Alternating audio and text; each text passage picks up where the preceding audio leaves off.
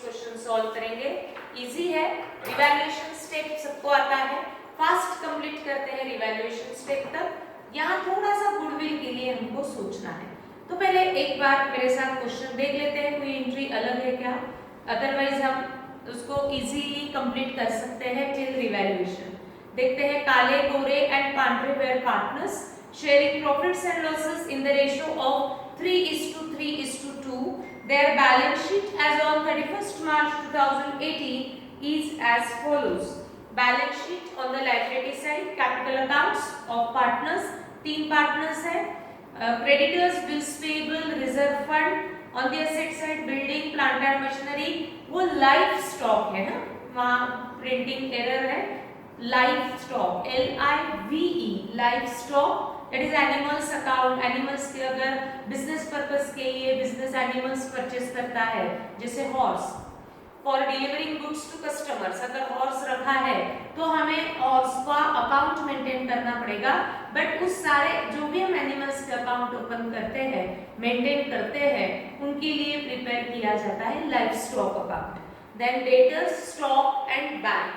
अब assets adjustment में आपको दिया है, on 1st April 2018 Mr. Pandey retired from the firm on the following terms. 3 partners में से एक पार्टनर परमानेंटली फर्म में से बाहर जा रहा है। इसके रिटायरमेंट का रीजन कुछ भी हो सकता है, या तो उसका ओल्ड एज हुआ हो, या तो फर्म लॉस में चल रही है तो उसने खुद ने डिसीजन ले लिया कि अब मुझे फर्म कंटिन्यू नहीं करना है, या उनका एग्रीमेंट पांड्रे को इस टर्म पे एग्रीमेंट पे हमने एडमिट किया था फर्म में कि 20 इयर्स तक ही हमारे फर्म में एज अ पार्टनर रहे, तो 20 के बाद अपने आप पांड्रे को हमें बिजनेस में से परमानेंटली बाहर करना पड़ेगा, तो वो रिटायर हो सकता है। कोई भी रीजन से पांड्रे रिटायर हुआ है on the following terms, but कुछ terms and conditions पे। Assets to be revalued at stock, plant and machinery, livestock.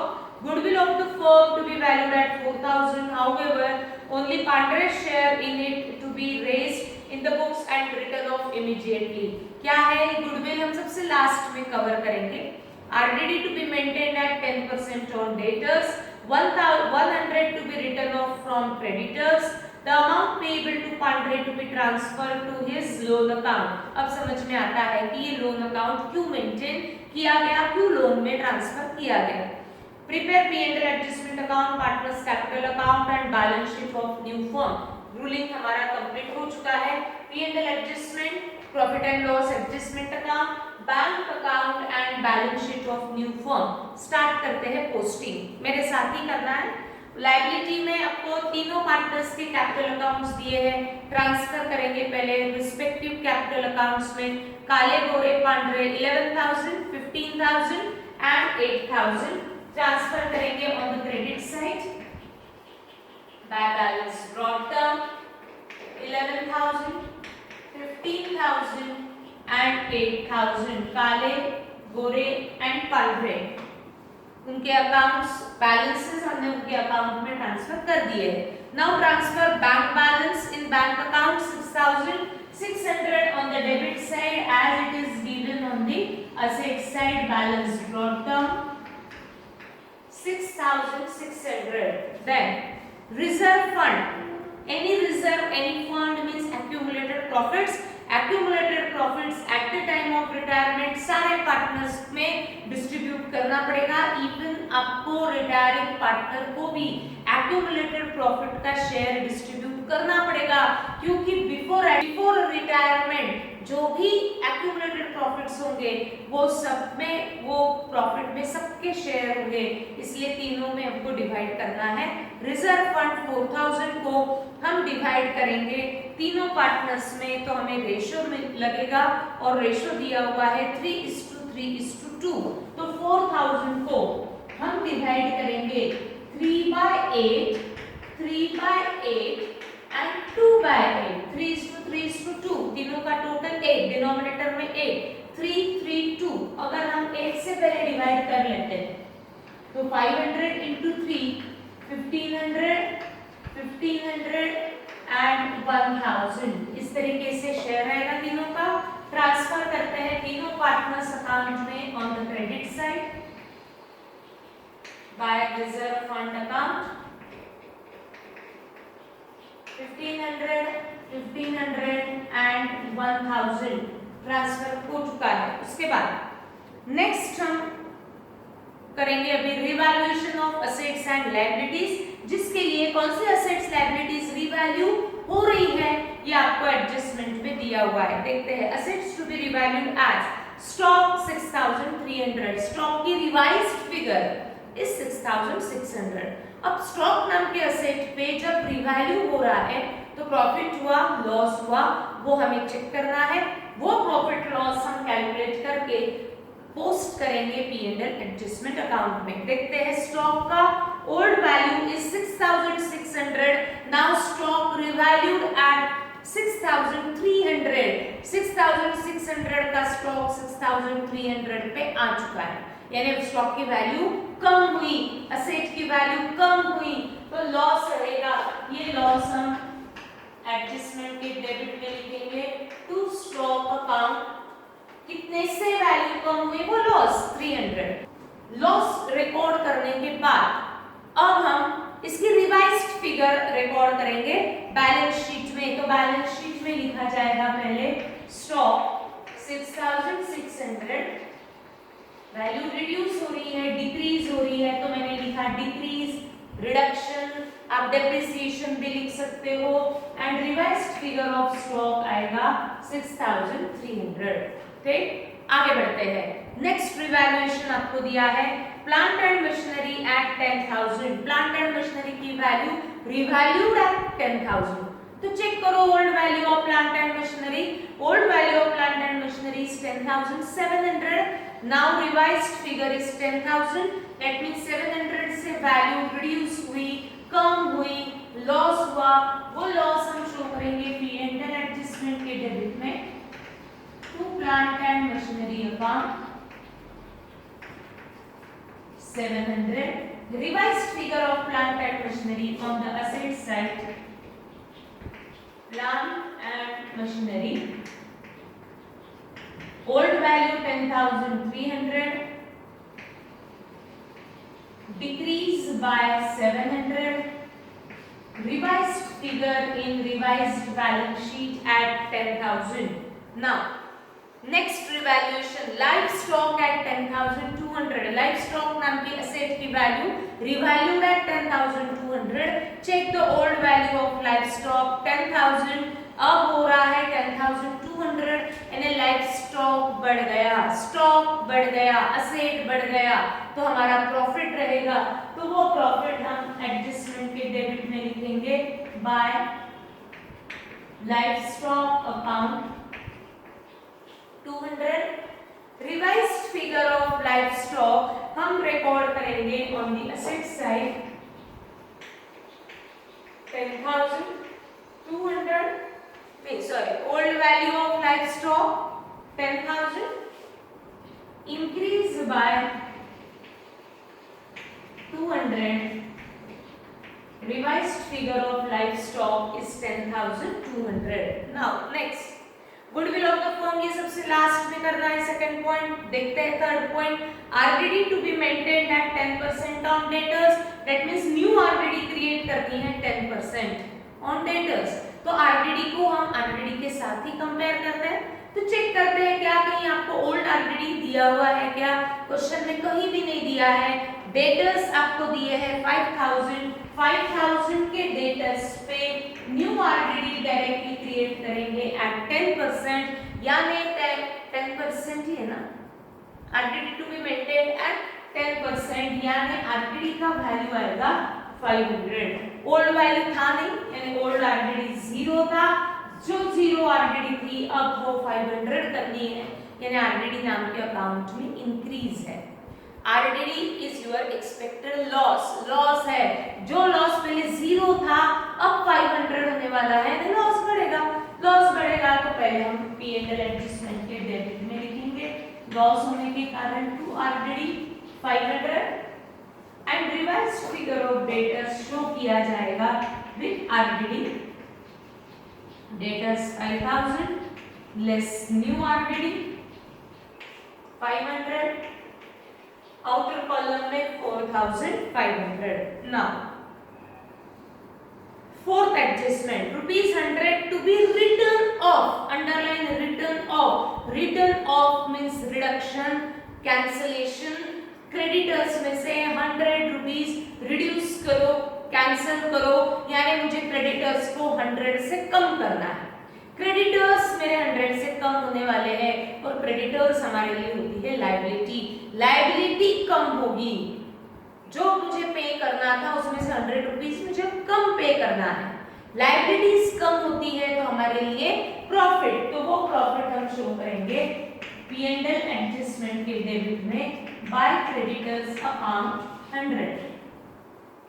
बराबर, अब ये 100 से क्रेडिटर्स कम हुए तो इसका सेकंड इफेक्ट मुझे क्रेडिटर्स में एडजस्ट करना पड़ेगा।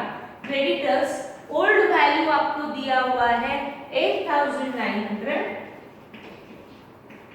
लेस रिटर्न ऑफ 100 से कम करो, यानी revised figure of creditors show करो at 8800। Done.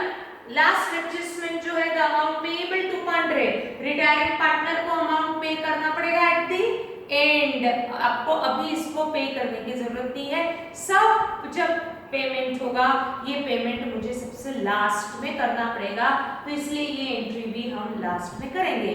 Now check assets and liabilities जो आपको ओल्ड बैलेंस शीट में दिया हुआ है, कोई रिवैल्यू होने का बचा होगा, दैट मींस उसमें कोई चेंज नहीं है, तो हमको as it is balance sheet में रिकॉर्ड करना है। दिया हुआ है on the liability side capitals post हो चुके हैं, क्रेडिटर्स पोस्ट हो चुका है, बिल्स पेएबल पे कोई रिवैल्यूएशन नहीं था, इसलिए हम bills payable as it is लिखेंगे on the liability side bills payable 2000 लिख दिया। रिजर्व फंड पार्टनर्स में हमने डिस्ट्रीब्यूट कर दिया है। असेट्स में बिल्डिंग, हमने कोई भी बिल्डिंग पे रिवैल्यूएशन नहीं किया, यानी इसमें कोई चेंज नहीं है, एज इट इज लिखेंगे, जो ओल्ड है वो आगे में भी 10,000 ही रहने वाली है, कोई चेंजेस नहीं है। प्लांट एंड मशीनरी रिवाइज्ड हो चुकी है, देन लाइफ स्टॉक रिवाइज्ड हो चुके हैं, डेटर्स रिवाइज्ड हो चुके हैं एंड स्टॉक रिवाइज्ड हो चुका है, बैंक बैलेंस बैंक अकाउंट में ट्रांसफर कर दिया है। Now close P&L adjustment account, transfer balance in capital accounts, divide करेंगे 3:3:2 में, कैलकुलेट करेंगे सभी revaluation that is P&L adjustment account का बैलेंस। बहुत ज्यादा डिफिकल्ट अमाउंट्स नहीं है, फटाफट कैलकुलेट करते हैं। 1500 डेबिट का टोटल जो ज्यादा है, 300 माइनस करने के बाद बैलेंस इज 1200, इसको हमें 3/8 एंड 2/8 है ना, 3:3:2 कैलकुलेट करते हैं। पहले 8 से डिवाइड कर दो, दैट इज 450 एंड आएगा 300। यस, तो ये शेयर हमें लिखना पड़ेगा क्रेडिट में, क्योंकि एडजस्टमेंट अकाउंट की क्रेडिट की टोटल कम थी। 450 300 फर्स्ट शेयर फर्स्ट पार्टनर का Kale's capital account, second share second partner का बोरेस capital account, third share third partner का Pandre's capital account. Capital account में ट्रांसफर कर देते हैं to P&L adjustment account, 450 and 300 transfer कर दो सभी बैलेंसेस।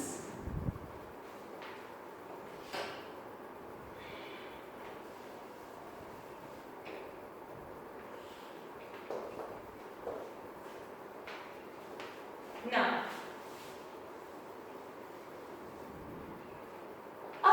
रिवैल्यूएशन होने के बाद फर्म में से रिटायर होगा पार्टनर। कौन सा पार्टनर रिटायर हो रहा है? पांड्रे। तो जो पार्टनर रिटायर होता है सबसे पहले उसका अकाउंट क्लोज करो, तो उसके अकाउंट क्लोज करके हमको क्या मिलेगा कि पांड्रे को आपको कितना amount at the time of retirement देना है। बट पांड्रे को eight the time of retirement हम दो टाइप का पैसा देंगे, गुडविल का भी देंगे और उसको हम कैपिटल भी वापस करेंगे। तो सबसे पहले हम कैलकुलेट करते हैं गुडविल, कितना amount of goodwill that is reputation in monetary terms हम उसको पे करने वाले हैं और सब साथ में लास्ट में उसका कैपिटल हमें रिफंड करना पड़ेगा। तो रिवैल्यूएशन के बाद सबसे पहले जो पार्टनर रिटायर हो रहा है उसको हमको अकाउंट क्लोज करना है। तो वो अकाउंट क्लोज करके हमको मिलेगा कि eight the time of retirement इस पार्टनर को हमें कितना पर्टिकुलर अमाउंट पे करना है। बट हम सिर्फ कैपिटल का नहीं पे करेंगे, उसको हमें गुडविल का भी शेयर देना पड़ेगा क्योंकि आज तक उसने इस फर्म में मेहनत की है तो वो मेहनत का पैसा भी उसको कुछ ना कुछ मिलना चाहिए। तो सबसे पहले हम उसको गुडविल का शेयर कैलकुलेट करेंगे और देखेंगे कि गुडविल उसको कितना अमाउंट पे करना है। तो पॉइंट नंबर 2 कहता है goodwill of the firm, underline goodwill of the firm is valued at 4000। पूरे फर्म का गुडविल 4000 है और पूरे फर्म में सिर्फ पांड्रे पार्टनर नहीं है, पांड्रे के साथ और दो पार्टनर है, यानी इस 4000 में सारे पार्टनर्स का शेयर है क्योंकि ये गुडविल ऑफ द फर्म है। ये सबसे पहले समझ में आना चाहिए, ठीक। अब गुडविल जब मुझे रिकॉर्ड करना है तो रिटायरमेंट में आपको सिर्फ गुडविल क्या दिखाना पड़ता है, पेएबल यानी रेज। हम क्या दिखाएंगे कि amount of goodwill payable to partner. तो ये गुडविल अमाउंट जब मैं पेएबल शो करती हूँ यानी रिटायरमेंट में सिर्फ पेएबल ही एक ही मेथड रहेगी और पेएबल को हम अकाउंटिंग में टर्म देते हैं रेज, यानी रिटायरमेंट में आपको या तो मिलेगा गुडविल रेज्ड या तो मिलेगा goodwill raised and written off. ये दो ही मेथड्स आपको रिटायरमेंट में मिलेगी। गुडविल पे करो यानी पेएबल दिखाओ और पेएबल दिखाने के बाद अगर क्वेश्चन कहता है कि ये कंटिन्यूइंग पार्टनर्स में ये डिसाइड अगर करते हैं कि ये गुडविल मेरे बुक्स ऑफ अकाउंट में नहीं दिखना चाहिए तो वो इमीडिएट डिसीजन लेते हैं गुडविल कैंसलेशन का।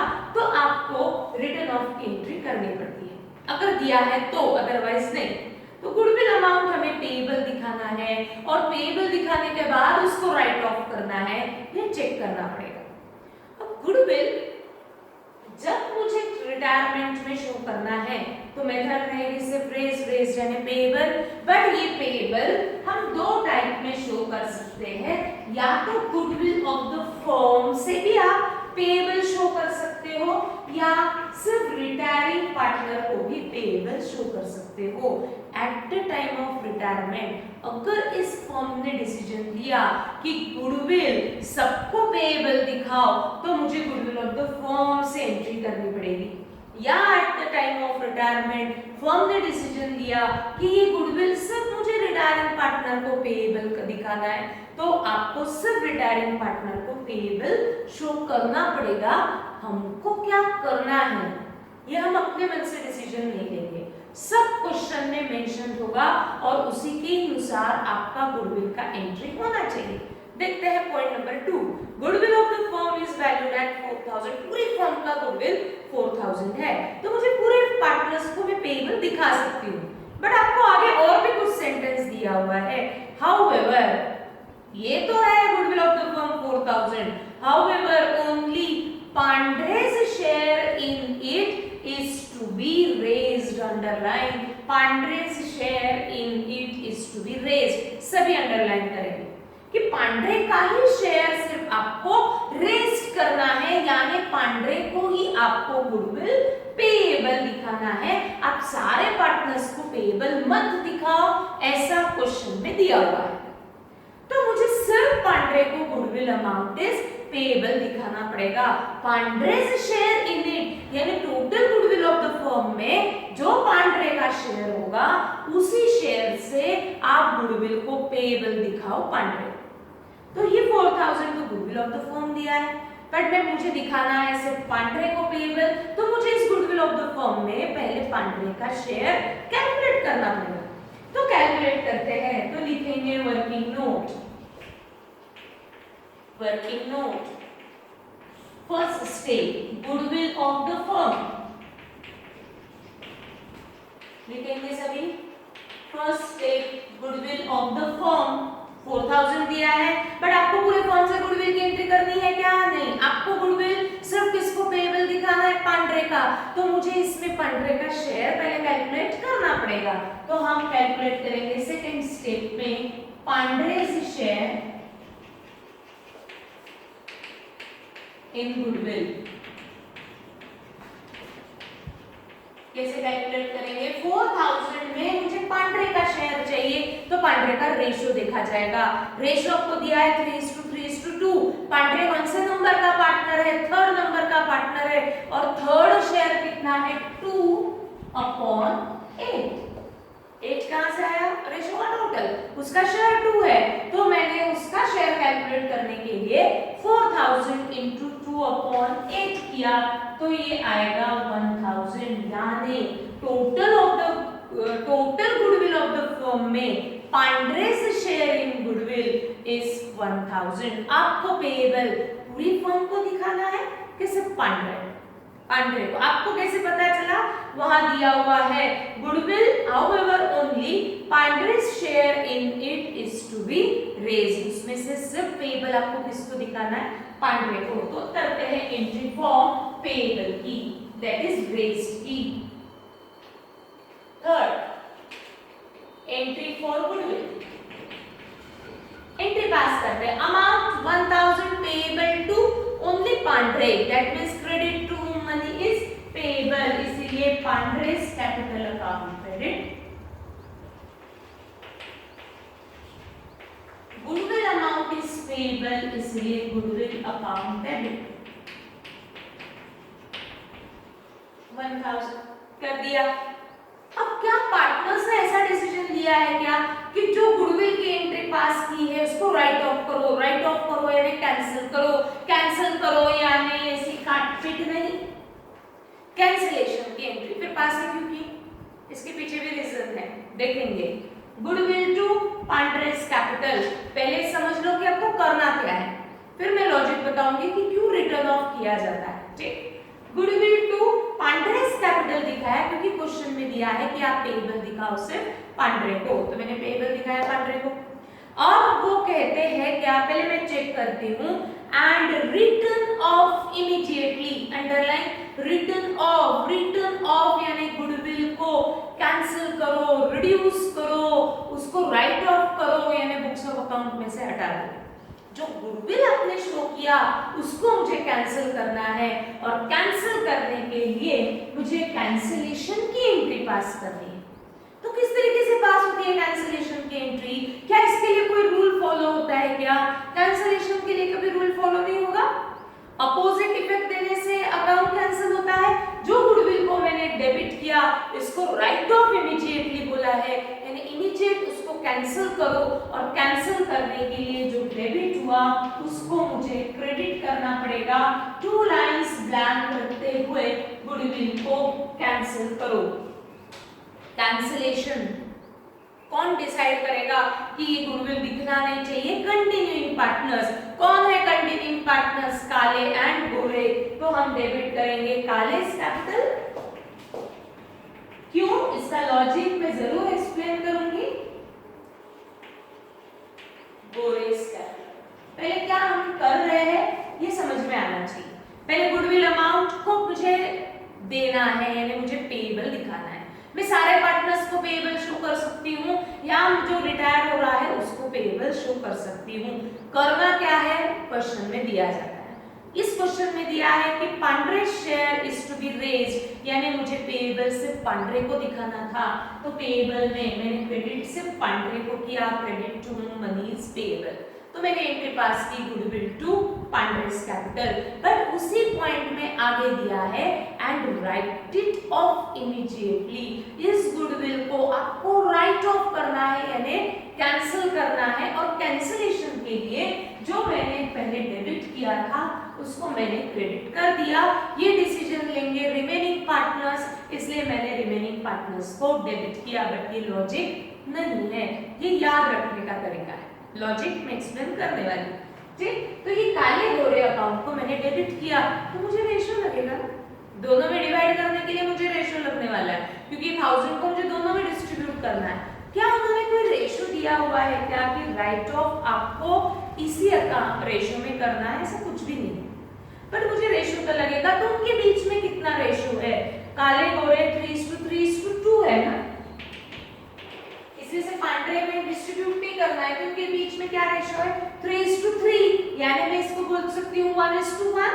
तो 1000 को इक्वली अगर मैं डिवाइड करती हूँ तो 500 कर दिया। अब मुझे इन दोनों को पोस्ट करना है। गुडविल अकाउंट डेबिट मैंने ओपन नहीं किया, पांड्रेस कैपिटल अकाउंट क्रेडिट, तो पांड्रे के क्रेडिट में by goodwill in Pandre's capital, that is in third column. Kale Gore account debit, तो काले गोरे के डेबिट में to goodwill in Kale's column Kale's share, in Gore's column Gore's share कर दिया। अब गुडविल अकाउंट देखो, फर्स्ट एंट्री में डेबिट, नेक्स्ट एंट्री में क्रेडिट 1000 से goodwill account books of account में से कैंसिल हो चुका है। वो टैली है कि बैलेंस है? टैली है, तो वो बैलेंस नहीं है तो उसको आपको बैलेंस शीट में लेकर के जाने की जरूरत नहीं है। बैलेंस शीट में तभी जाएगा जब goodwill account shows balance, but यहाँ वो बैलेंस शो नहीं कर रहा है, वो टैली हो रहा है, तो आपको उसको बैलेंस शीट में कैरी फॉरवर्ड करने की जरूरत नहीं है। Now close Pandre's capital account. अब गुडविल को मैंने जान लिया कि उसको 1000 रुपीज देना है, उसकी एंट्री भी कर दी। अब हम फाइंड आउट करते हैं कि पांड्रे को eight the time of retirement कितना कैपिटल हमें वापस करना है, कितना कैपिटल वापस करना है, ये जानने के लिए पांड्रे अकाउंट में जाना पड़ेगा, डेबिट क्रेडिट का टोटल लेना पड़ेगा और बैलेंस कैलकुलेट करना पड़ेगा। पहले करेंगे सभी कैलकुलेट करेंगे बैलेंस। कैसे कैलकुलेट करेंगे? डेबिट क्रेडिट का टोटल लो, बहुत सिंपल टोटल है, ओरली कर सकते हो। क्रेडिट 8000 1000 1000 यानी 10000। पांड्रेस डेबिट अमाउंट 300, ये अकाउंट में अनइक्वल है अमाउंट, यानी ये अकाउंट बैलेंस दिखाएगा, कितना बैलेंस दिखाएगा? 9700, और इस बैलेंस को हम कहेंगे क्रेडिट बैलेंस। क्यों? क्योंकि क्रेडिट की टोटल ज्यादा है। क्रेडिट बैलेंस क्या रिप्रेजेंट करता है? कोई भी personal account, Pandre personal account है, पर्सनल अकाउंट का बैलेंस क्या शो करेगा? डेबिट बैलेंस है, that means debit from whom money is receivable, credit balance है, that means credit to whom money is payable at the time of retirement. Pandre's capital account shows credit balance, that means amount is payable to Pandre. Pandre को हमें retirement के समय 9700 rupees देना है। क्या हम दे सकते क्या? फुल दे सकते क्या? या पार्ट पेमेंट कर सकते या कुछ भी नहीं कर सकते? तो एक बार कैश की तरफ नजर घुमा लो। बैंक में हमारे पास कैश है सिर्फ 6600, बाकी कुछ भी बैंक में है ही नहीं, सिर्फ बैंक बैलेंस दिख रहा है 6600 और मुझे काले को देना है 9700। मेरे पास पैसा ही नहीं है इस फर्म के पास। तो फर्म ने क्या डिसीजन लिया? पार्ट पेमेंट किया या फुल पेमेंट हम बोलेंगे उसको फ्यूचर में देंगे। क्या करना है क्वेश्चन में दिया जाता है। देखो last point, the amount payable to Pandre to be transferred to his loan account, to be transferred to his loan account, यानी उसका जो भी बैलेंस है वो पूरा का पूरा लोन में ट्रांसफर करो। यानी आज हम पांड्रे को कुछ भी अमाउंट पे नहीं करेंगे, हम पांड्रे को कहेंगे देखो हमारे पास पैसा ही नहीं है तो ये फुल अमाउंट हम आपको आगे में देंगे, तो मुझे ये आगे में देना है, ये शो करना पड़ेगा। तो किस अकाउंट के थ्रू शो करूं मैं? लोन अकाउंट के थ्रू। तो पूरा का पूरा बैलेंस हम लोन अकाउंट में ट्रांसफर करते हैं। तो कैलकुलेट करते हैं पांड्रे का बैलेंस। हमने एक्चुअली कैलकुलेट कर लिया है, लिख देते हैं अकाउंट में। पूरा का पूरा बैलेंस लोन में ट्रांसफर करना है, इसलिए इस लोन बैलेंस के सामने हम लिखेंगे पांड्रेस लोन। हम कैपिटल नहीं लिख सकते क्योंकि वो नेक्स्ट ईयर में मेरे फर्म में एज अ पार्टनर रहने वाला नहीं है, तो उसका अमाउंट जो भी पेएबल है उसके लिए हमने नया अकाउंट अकाउंट बनाया, दैट इज लोन अकाउंट। तो इस लोन बताएगा कि पांड्रे को अमाउंट इज पेएबल, पेएबल है इसलिए लायबिलिटी में लिख देंगे Pandre's loan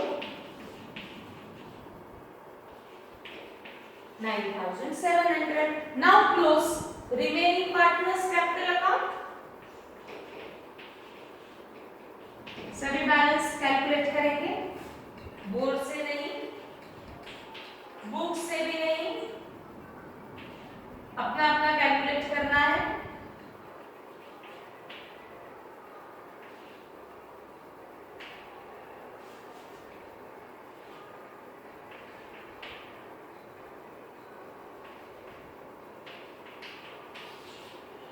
transfer this balance in balance sheet.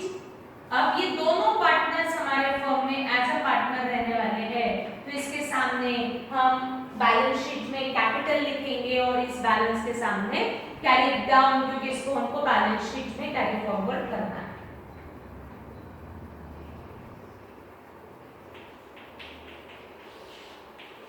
To balance carry down, transfer it to balance sheet. First partner Kale's capital 11,550, second partner Gore's capital, इनको हम कैपिटल कह सकते हैं क्योंकि ये फर्म में एज अ पार्टनर कंटिन्यू रहने वाले हैं। Find out bank balance, bank balance is also transferred in balance sheet. Debit balance है इसीलिए ऑन द असेट साइड, इसमें एंट्रीज ही नहीं है तो हम क्यों बनाएंगे बैंक अकाउंट, आपको प्रिपेयर करना है, ठीक। तो bank on the asset side लिख देंगे 6,600। Now close balance sheet. Balance sheet हमारी पूरा टैली होना चाहिए। Take the total of liability and take the total of asset.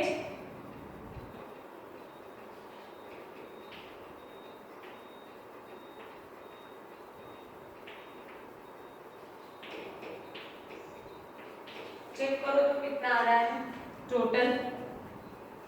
Liability का हमारा आया है 47,600, असेट में भी हमारा होना चाहिए 47,600।